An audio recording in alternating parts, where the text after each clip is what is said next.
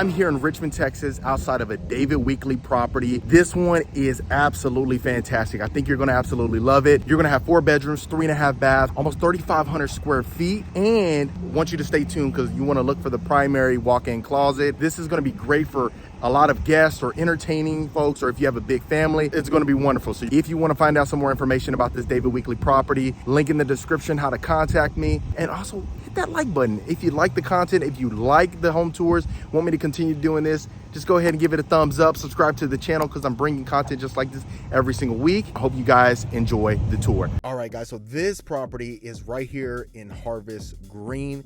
It's a well-desired upscale master plan community right here in the heart of Richmond. Fun fact about this property is that there was an original 1,360 acres previously, and it was so desired and well sought out, they ended up adding 630 acres to the community. And when you walk into this property, you're just gonna have that luxurious feel. If you look at the attention to detail in this property is amazing. Of course, we could talk about the immaculate interior designing, but you're gonna notice a lot of key details. Stay tuned for the kitchen because I think you're gonna love it, and hope you enjoy the rest of the tour.